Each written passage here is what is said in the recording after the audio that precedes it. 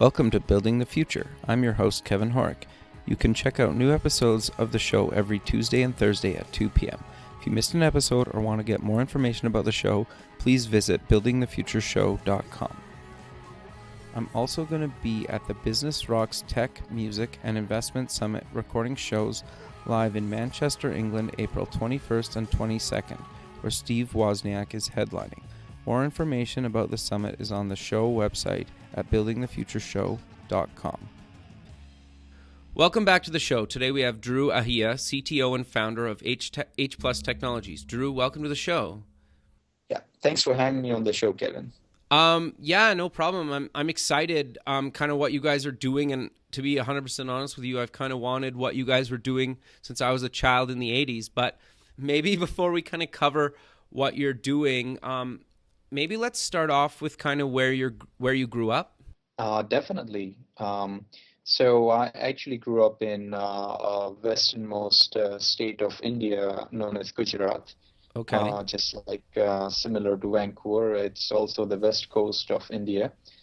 And I've studied there. I've been there till the age of 22. Okay. I also moved to Bangalore, which is southern part of India, where I did my engineering. Interesting. There, I majored in electronics and communications with a parallel focus in computer science as well. Okay. As I was sort of always interested from both hardware and software perspective, how to build systems that are interesting to interact with as an undergrad student. So, and that further intrigued my interest into the field of human-computer interaction, which brings me to Canada. Sure. Maybe kind of before we get into like how you got to Canada, what was kind of the defining moment for you that kind of got you into like electronics and kind of technology? Definitely, I'd like to share a little childhood story. Sure. I was actually one of the fortunate kids in India who received a computer at an age of 12. Not Okay. only did I receive computer, but also internet connection with it. This was, and I'm talking 1997. Right. Okay. Um, and I was so fascinated by this new world. I've been engaged with the physical life, but now here was a digital world in front of me, and I could talk with anyone. I could browse any information. I could be creative with things like Photoshop and whatnot. So Sure. I remember opening Yahoo.com as the very first website, and I decided to make one like that. As a kid, we are all very ambitious, and we want to achieve things. Totally. So I and actually went after that. I started learning programming language at a very early age, and uh, Like you know, self-taught then? I partly self-taught. I actually started classes. I found it a little bit boring. I quit and started teaching myself after that. Sure. For next 3 months, I gave myself a project where, I decided to make a website where people can download music from. At the same time, they can learn a little bit as well, like, visual quiz or something like that. Sure. It took me around, 2 months, 8 hours of coding every day, and it was a fantastic sort of feeling at the end to see something real. Sure.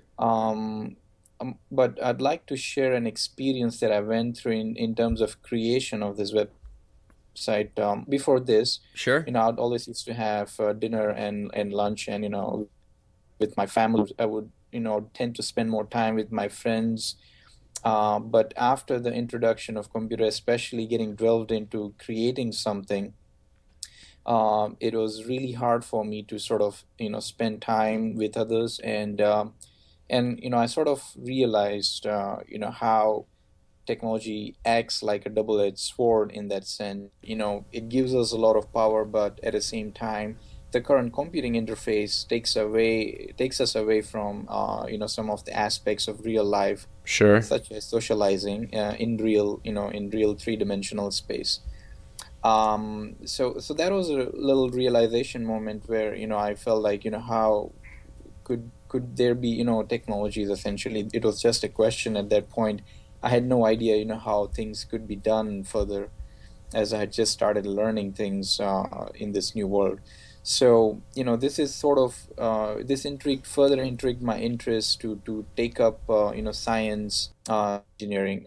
This was always on the back of my mind. I actually enjoyed a lot in terms of programming. It felt like God in some sense, like that you can create something, you can control something. Sure. And it was a wonderful experience in that sense. However, I realized that there is a lot more that can be improved at the same time as well. And I also observed little things like whether my parents are able to use it as easily as I am. Interesting. I also saw that there was a huge generation gap because Sure. of this technology. So there were certain things that were stuck in the back of my mind that motivated and inspired me to walk on this path where I am today. Sure. So, like, what made you kind of come to Canada then?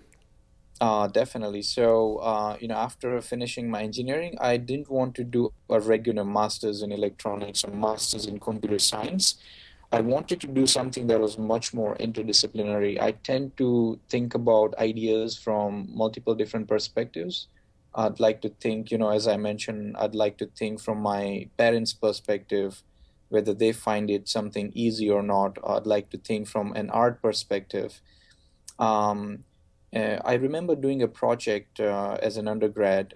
Those art form that we make in the form of collage. We cut the Sure. newspaper cuttings and we create something artistic out of it. Rather than doing it in a traditional way, I decided to use a computer vision system where it will capture bits and pieces of people walking by through the lobby, and at the Interesting. end of the day, it will collage some interesting art. Randomly, it will randomly generate an art, and that was an interesting project for me. I realized how art and technology combined together, we can create interesting experiences. This was, sort of a project in that direction. And it was a very profound one for me. And that was the main reason that I decided that I want to pursue something where I'm not only surrounded by engineers and inventors, but I'm surrounded by artists, even entrepreneurs. So I researched many different programs in US, Canada, Australia, Europe as well, and I found this program, Center for Digital Media program. Mm-hmm. And the thing that I liked about it was, it was affiliated by four universities, UBC, BCIT, Okay. Emily Carr, and SFU. Sure. And they literally meant it. I am actually right now an alumni of all the four universities, and I could, join any classes. I could be part of any team in terms of sports, or I literally felt like I could go anywhere within Vancouver, and nobody would stop me to learn anything, right? And that was something very unique. No other university had to offer that. Sure. No, that's And awesome. yeah, and it was a very exciting place. I've heard good things about Vancouver, so there are multiple reasons, I decided to come here. Sure. No, that's awesome. So you kind of came here, you took this program. How Yes. long were you kind of in Canada studying?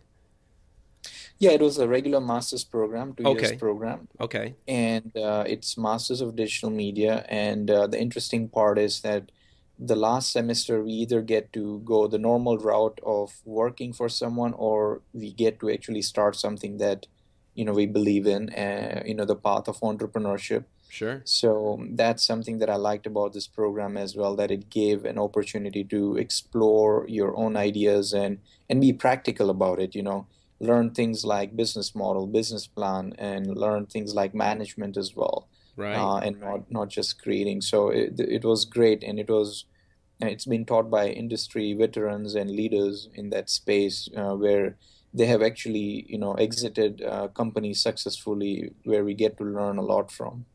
Sure. No, that's awesome. So you once you were done school, you kind of went into the workforce, or did you start H plus technology? That's a good question. So I actually worked for a while. I was a lead researcher and developer at University of British Columbia, Oh, and awesome. I was working in developing projection mapping system and content management system for those kind of massive installations, which was also one of my on the side. started working as a part-time for a young startup called Design Interactive. And at that time, they created, touchless interactive systems, which all of us, we know it as, Kinect from Microsoft, 3D hand gestures and creating those kind of systems. Wait, wait, Now, this wait. was So you worked on the Connect, or you built no, no. projects for the Connect? No, this was actually prior to Kinect. Kinect was not Oh, out in the market. It was in 2009. okay. So, Interesting. so from 2009 to 2011, I was part of this startup where I got to learn a lot about, actually learning how to raise, capital, how to manage people, how to manage expectations from clients as well. And Sure. we did a lot of projects together at that time. We installed a 3D wayfinding system. You can navigate across gates and restaurants and lounges in Vancouver International part of the airport. Interesting. And this was again in 2009. This was again before Kinect came out. So we were working with these technologies and, machine learning and algorithms. Sure. And this is, where my vision started to solidify as well. The vision upon which the H Plus is founded. Okay. So maybe let's kind of get into H plus technology, kind of why you started it and what it's doing currently. Definitely. So, as I mentioned at Design Interactive, we were working with 3D hand gesture recognition system and machine learning algorithms. And soon I realized that although the gestures are being performed in three-dimensional space, the information that's being represented is still locked inside 2D screen. Sure. So there was still a mismatch in terms of how a person would feel, how much a person would feel intuitive when he or she is interacting with digital world. And that was sort of a collective realization. I was also working with two Vincent and Yamin. They are excellent designers and artists as their background. And we realized, what if I could literally feel this pixels as I could feel real objects. Sure. That this information is right in front of me. And this was sort of an idea of singularity in terms of bridging the gap between man and machine.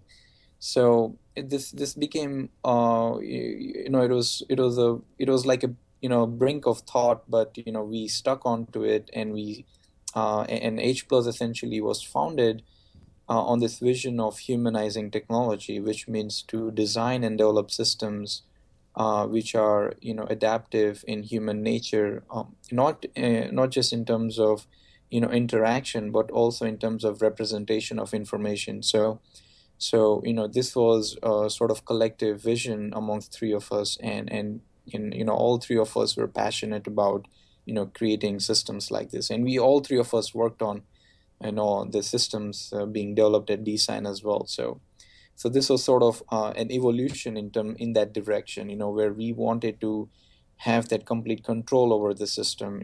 It's sort of like an Apple approach where we are not buying sensors from somewhere, or monitors from somewhere, and then we are assembling it together. We wanted to have sort of complete control. We wanted to design it from ground up, and really wanted to understand the next phase of computing. Sure. No, I think that's awesome. So, did you guys kind of raise a bunch of money, or are you self-funded, or kind of how did you guys kind of launch the company? Yeah, so when we started in August 2012, we were immediately selected into Simon Fraser Incubation Center in Oh, downtown. nice.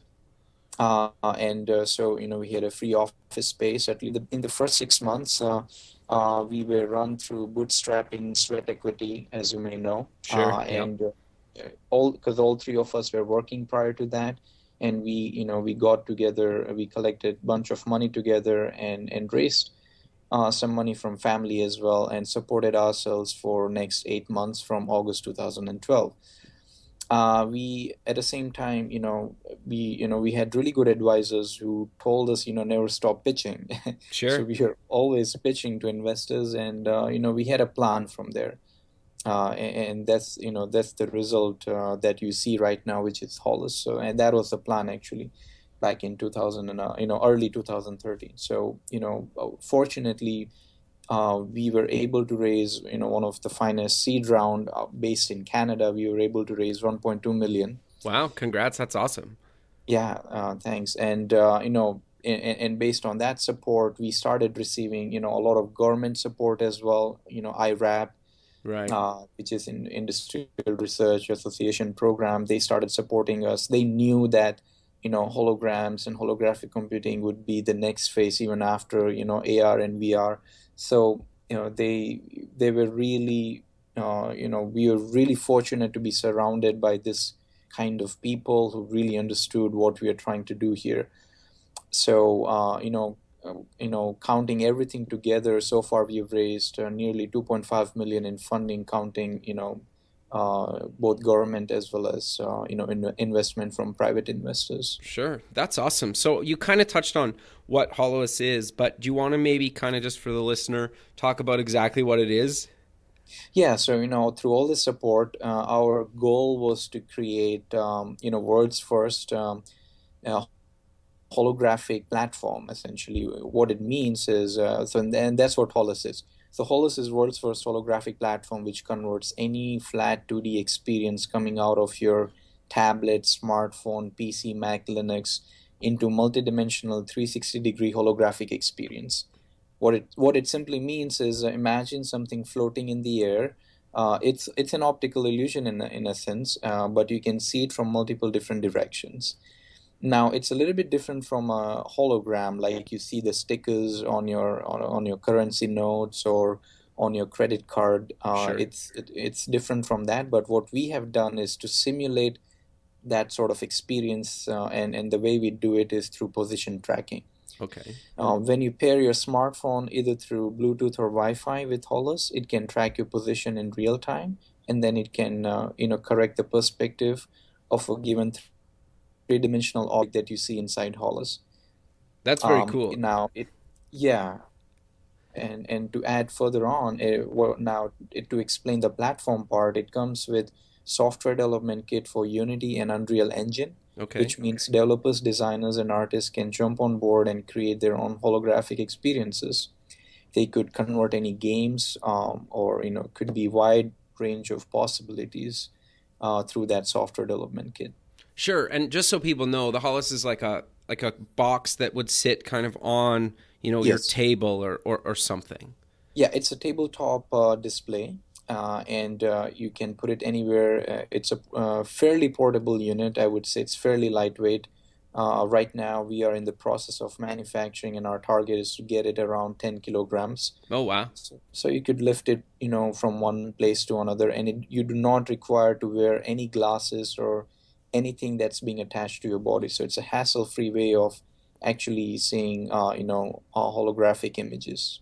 Sure. So maybe do you want to like where can people check out a demo video? Like, do you want to just kind of mention your website and whatnot so people can actually see this thing? Definitely. Please check out all the information on hplustech.com, hplustech.com. And we are very active on vimeo.com as well. Just search for Hollis and you'll probably find around 70 videos online. Oh, wow. Yeah. So you have a couple different versions of the or editions of the kind of actual devices. Do you maybe want to talk about each edition and kind of what's the difference between the two? Definitely. So Hollis comes in two editions. One is Hollis Pro Edition and Hollis Home Edition. The differences are mainly along the size, along the lines of size. Okay. Hollis Home Edition is 20% smaller as compared to Hollis Pro Edition. Okay. So you get a bigger image out of Hollis Pro. And what you get out of Hollis Pro as well is software development kit, a free license of software development kit so that developers can participate as well. As from the name it sounds, Hollis Home Edition is more meant for families and consumers so that they can simply unpack and enjoy the applications by plugging in their tablet or smartphones or any other computing device. One thing that I'd like to clarify is Hollis does not have inbuilt computing unit. Okay. But you can connect anything with it and simply run the Hollis application, and that's it. So that's how essentially it works. The Okay. other thing with Hollis Pro Edition is there is an HDMI port, which means that not only can you connect any kinds of tablet computing units, but you can aux PS4, Mac, PC, again Linux-based computers, anything. Whereas for Hollis Home Edition, you can only connect tablets for now. Okay. And so I run the Hollis off of my tablet or phone. Yes. Can somebody else, or like, can I, is there another device that I can use as like a controller, or how does that kind of work? Is it just like one device powers kind of the whole experience and then everybody interacts with that, or? That's a good question. So the way right now the default interactive paradigm method that we suggest is your smartphone, because everybody has a smartphone, right? Sure. So you can imagine that you'll find applications on App Store for Hollis. You'll find Hollis applications, and then you'll find Hollis controller applications. So Hollis controller applications are supposed to be installed on the device through which you want to control the Hollis. Sure. Yeah. For example, your Android device or your iPhones or your BlackBerry, whatnot. So for step number one, you connect any tablet with Hollis, and then you run an application. Let's say it is like a Princess Leia that you're seeing inside, right? Mm-hmm. And step number two, you could be connecting any kind of smartphone with it, pairing smartphone either using Bluetooth or Wi-Fi. And now you could be controlling the character inside Hollis depending on how the application is designed. So this decoupled, open-ended system. Now this is just one example that I'm giving you, and we do say that smartphone acts like a default controller just because everyone has it, but really developers could come up with voice control, Princess Leia application, or they could have a brain control application where they could be using the brain waves to control holographic imagery. Again, many different ways to interact with Hollis.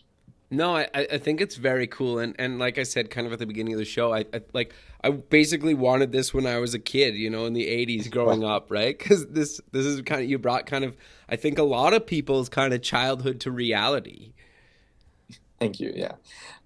It's and definitely I grew up on the, same kind of, watching Star Wars and Sure. Star Trek, and those were my inspiration as well. And even growing up, we see in this kind of interactions in movies like Iron Man. So even till the date, I know that that people dream about it. People have been wanting to see this holograms, especially the effects like Princess Leia, something literally floating in front of you, right in front of you, and reaching out to that information that way. I know that that there is a profound evolution that we are about to see in that direction. Sure. No, I think that's awesome. You also kind of on your website have a business version. Do you want to maybe kind of cover what's that version? Definitely. So, just after 2002, we actually had prototype our technology fairly quickly. And based on our, it took us 6 months. And after that, we actually started getting some really interesting business clients. In early 2014, we partnered with Ronald McDonald House. Oh, awesome. Now, the business version of our technology is called Holomax. Okay. And unlike Hollis is more for developers and consumers. It's a portable version of the same technology. That's Holomax. Holomax is essentially blown out version that can be installed in your room or retail storefront experiences. Now that is immobile because it's very large. Sure. But I'd like to explain one of the examples with Ronald McDonald House. We were very fortunate. We pitched a holodeck kind of experience to them, and they loved it. And their CEO wanted to build something called Magic Room. They built a new house, and the purpose of this house is to provide homely environment to sick kids. Sure. And it's built right besides BC Children's Hospital in Vancouver. Okay. It can accommodate 73 families, which is great compared to the previous house they had, which can accommodate, I believe, 32 Oh, families. wow. So and they provide and the CEO is a very creative and has a very innovative mind, and they kept an empty room so that something creative could happen out of it. Oh, interesting. So we worked with the staff member, we worked with the authorities, and we built something called Magic Room. That's world's first, holographic play space, a holographic environment, where the purpose of that room is to provide magical and healing experience for the sick kids living at the house. Sure. The way to interact in Magic Room is through stuffies, and essentially, it's essentially object detection system. Kids can bring near to Beaver any particular given stuffy, and Beaver would react accordingly. For example, if kids would bring nearby a piece of cloud, then the entire room would start raining, and Beer will get excited, and it will explain to kids about the rain as well. So it was sort of an educational experience for kids as well, where they could learn about different objects. In the second phase, we extended the experience to underwater theme, which is aquarium theme. And, Beaver will now dress up as a scuba diver, and Okay. now there are more ways to interact with it as well. We also integrated gesture control system so that kids can move around and Beaver would react accordingly, or they can interact with, fish on the wall or whales, and the experience was, just profound. And, as a result of this Magic Room, we actually started hearing some really beautiful stories as well of kids actually healing up. That's awesome. And there's one story that I'd like to share with Sure. you. There is a 4-year-old girl called Macy. She had a very unique virus called enterovirus D86. Okay. It seems around 3 kids in Canada have this virus. When kids have this virus, they cannot walk, and doctors cannot explain why. Oh, that's sad. She would visit Magic Room every day along with her mother for 1 hour, and she did this continuously over the period of next 1 month. Shockingly, after a month, Macy's mother found, Macy finding balance, and she started walking in the Magic Room. Really? She took her first steps. She took her first steps in the Magic Room, and Wow. we've literally seen parents crying. Sure. And we cannot be any more proud, to get to see this result. And also because of this result, we were we were the most innovative company here in BC last year, as Oh, well wow. as we won Congrats. Vancouver User Experience Award as well in 2014. So this project was very phenomenal. We understood a lot about our technology as well in different ways, how people could be using it. And it was not just a coolness factor, but we saw a real utility factor. And the main difference here compared to a flat 2D screen is that something that would be like a hologram will promote, active movement in physical space. So Right. now people want to see something from behind, they'll have to pretty much move behind, or if the character moves, right? Sure. The way we programmed Beaver is we programmed Beaver in a way that it wouldn't move so much. So it will encourage kids to move around in this space. So and because of that, we actually started seeing all these results. That's awesome. Yeah. Yeah, no, that's really Yeah. cool. And you have a blog post about kind of what you guys did with the Ronald McDonald House, so people can kind of check that out online if they kind of want to know more. And I'm sure get in contact with you if they want even more information. Definitely. They can reach out to me at through my email address, through@hplustech.com. Feel free to shoot me any questions. I'll be more than happy to answer them and discuss any new ideas with you. So yeah, and for Ronald McDonald House, we have individual blog posts on the Magic Room, as well as Macy's story. You can hear the interview with her parents, and they have explained exactly how things happened in Magic Room. So feel free to check out hplustech.com and vimeo.com as well. We are active on Facebook and Twitter as well. So feel free to share your ideas with us. Sure. No, that's awesome. So maybe let's kind of talk about other uses for kind of your technology and holograms and kind of how it ties into gaming and the education space? Definitely. I'd like to, talk a little bit about history in Sure. computing. Past 30 years, we have been seeing a boom in personal computing industry. Right.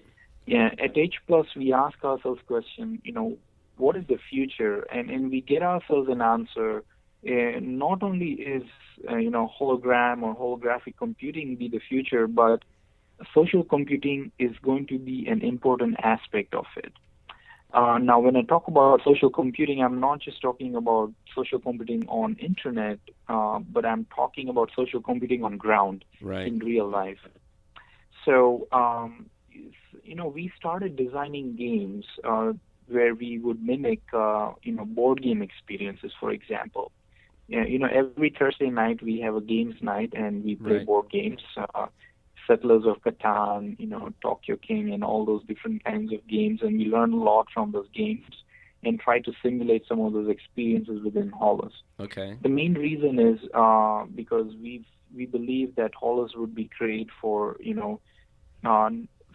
social connection as well, not just interacting with those images and holographic images, but also connecting with people around yourself. You'll be able to observe their emotions. You'll be able to see them, how they react to a particular move or something like that. And because everybody's attention is focused in the center, there is what we call it brings a digital social campfire experience. Interesting. So we think that Hollis is great for that. And when we are going to ship Hollis this year, we are going to ship some of those games which we have already developed. In fact, it will contain some of those board games like Monopoly and some of the educational related application for kids as well. Sure. No, that's Now- awesome. Yeah. So I'm kind of curious before we keep going. If I have a Hollis and you have a Hollis, can we play through the internet? Or is that coming? Definitely. Yeah, you definitely could. Because Hollis is actually it's a display unit, right? Okay, yeah. And through software development kit, when you connect your computer with it, as long as it has internet, you could stream anything into Hollis. That's awesome. We could be even having a holographic, voice chat tomorrow. So that's all a possibility. That's very cool. Okay, keep going. Sorry, I just thought of that and I was like, oh, that'd be awesome. Yeah, definitely. So, and we have made videos on that as well, like, how to, and we are going to actually have documentation for developers online, like how to embed 3D cameras, how to use our SDK, how to start using all these different sensors, so they can actually start creating and, what I would call democratizing, holographic era, because these are all wonderful applications that people have in mind. And I think they're all great applications. Sure. So this is what we want to promote is this platform, essentially. Sure. And what is your kind of thoughts on kind of holograms in the educational space? Yeah, we touched a little bit about educational Sure. aspect of it through Magic Room, right? Yeah. I'll explain one of the strongest part about holograms and Hollis in particular. One of the things that is really good in terms of learning through Hollis is it improves memory retention. Interesting. After we started hearing about Macy's story and there was Ethan's story as well, I actually did research with some of the very well-known psychologists out of UBC. Okay. And, what we merely found that it actually increases memory retention and it increases engagement as well. Okay. The way it does is, and you can try this as well, hold a 3D object in your hand. Now, don't rotate the 3D object, but try to look it from different angles by actually moving your head. And now Okay. when you move your head, your brain is registering thousands of images from different perspectives. And you actually remember that piece of information for a longer period of time as compared to a video, even playing games, text, images, anything that has to do with a flatness, the amount of memory retention that you get out of a three-dimensional space and interacting directly with three-dimensional space is much more than interacting with a two-dimensional surface. So that's about memory retention. Now, so when people move around Holos, they are registering multiple different perspectives.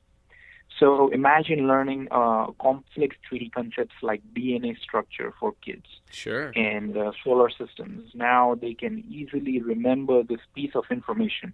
They'll be able to remember things like how far the Saturn is from Earth and how far Pluto is from, Sun, because they've seen that piece of information from multiple different angles, and they've interacted with it as well. Now, not only that, because multiple people can see information from different angles depending on the position, they can participate with others, right? So imagine, for example, parents participating with their kids.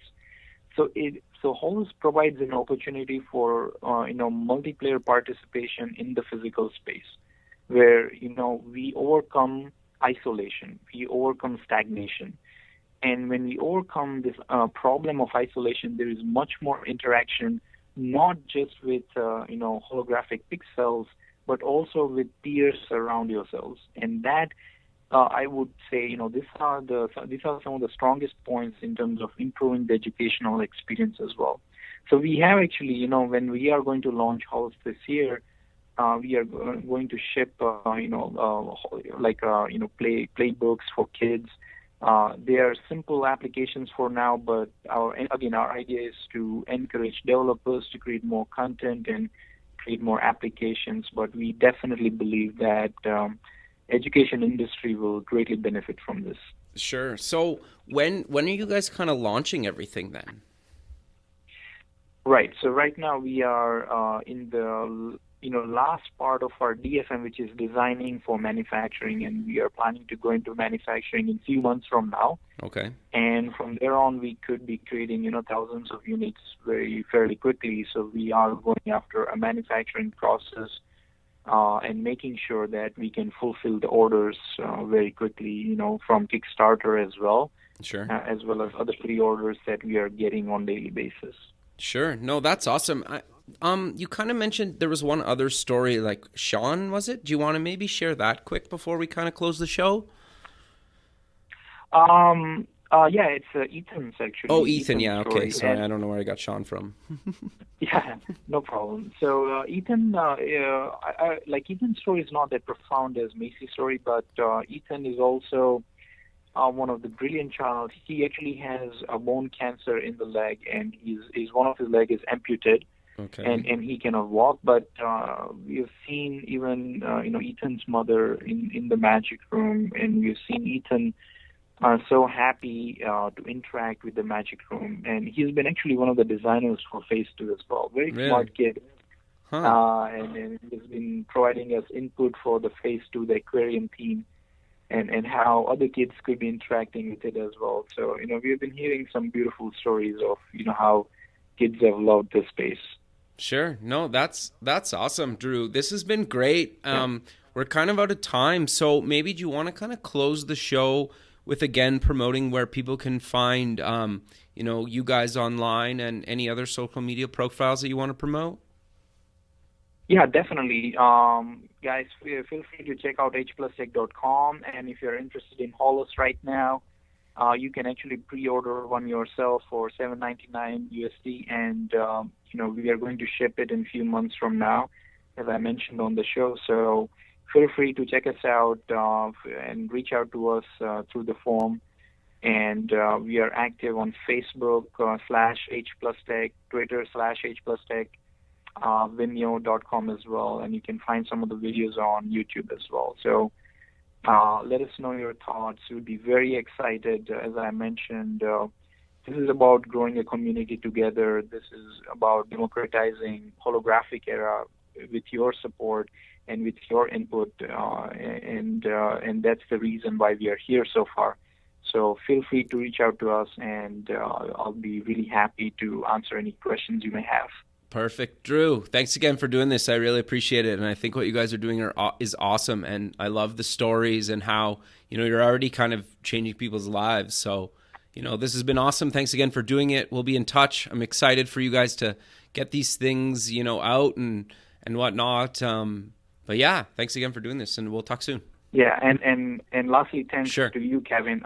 Thanks for providing this opportunity. This is great. You've been helping me to bring out some of the wonderful thoughts during this interview. So I'm very grateful for that. Keep up the good work and keep sharing more entrepreneurial stories. So again, thanks a lot for this time. No, thanks very much for the kind words, and much success to you. And we'll keep in touch. And who knows? Maybe we'll do another show in sometime in 2016. Definitely. Perfect, man. All right. Well, you have a good one. We'll talk soon. Yeah, have a nice day. Okay. Bye, Kevin. Bye.